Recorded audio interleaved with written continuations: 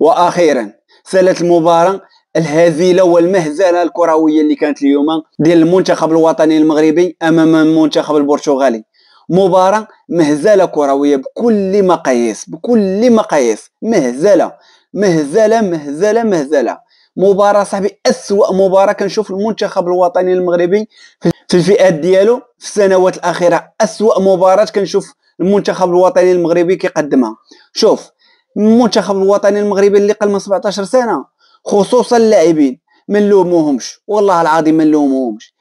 انا اللي كنشوف اليوم واللي تفرج في المباراة اليوم، عيشوف صاحبي اللعابة كيجروا في رجليهم، عيشوف الحجم ديال الضغط اللي هازن هاد الوليدات هادو.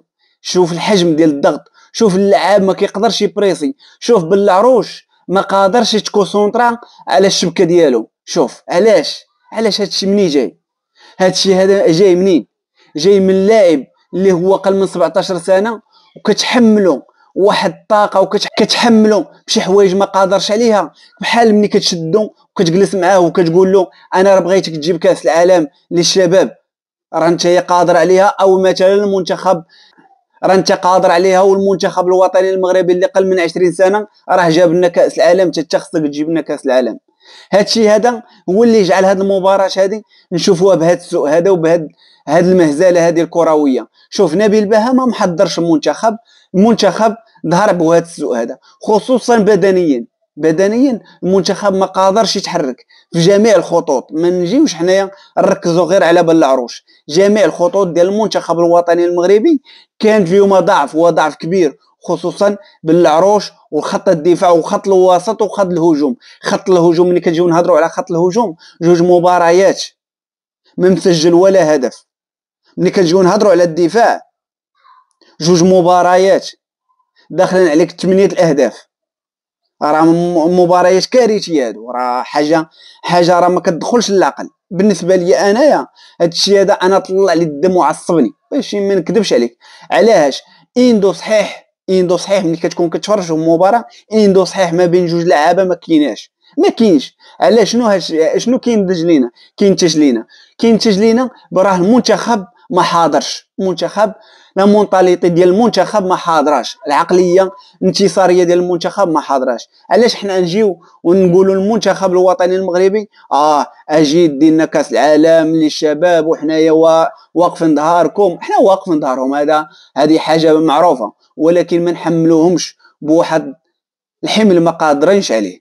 هذه بكل صراحه. بالنسبه لي انايا كانت اليوم اسوأ مباراه كنشوفها من شحال هذه. اسوأ مباراه اللي جيت نهضر عليها انايا، وخا نبقى نهضرش الغدا ما نوصف لكمش الحزن ديالي.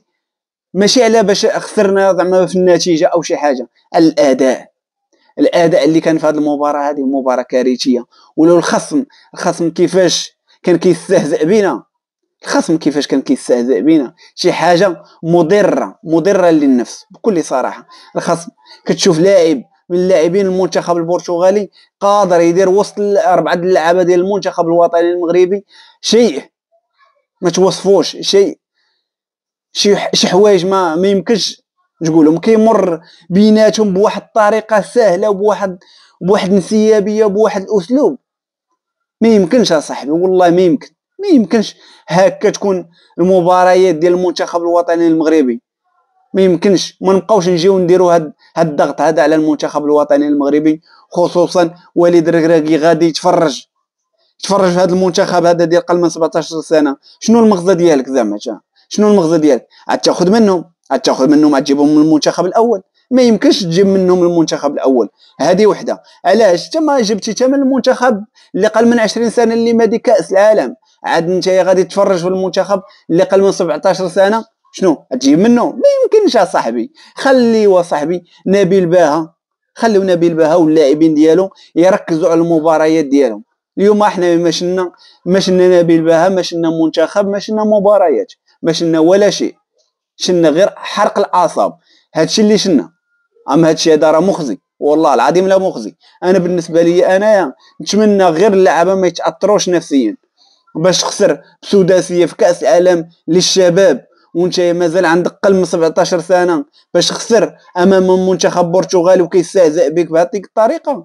انا بالنسبه لي نتمنى غير اللعابه ما يتاثروش نفسيا، حيت اللعابه حنا عارف انهم كيمتلكوا من الجوده ومن الاداء اللي كيشفع عليهم يلعبوا في جميع فئات ديال المنتخب الوطني المغربي، خصوصا مع الانديه ديالهم. كنشوفوا المنتخب الوطني المغربي في كاس عالم، كنشوفوا المنتخب الوطني المغربي في قل من 17 سنه في كاس افريقيا قدم شيء العجاب، قدم مباريات خارقه للعاده. عبد الله وزال اللي شناه خرج النجم ديال هذيك البطوله اللي قلنا ريال مدريد باغا تنتدبه وباغا تتعاقد معاه، اليوم حنا كنشوفوه كيخرج مطعطع الراس عبد الله وزال.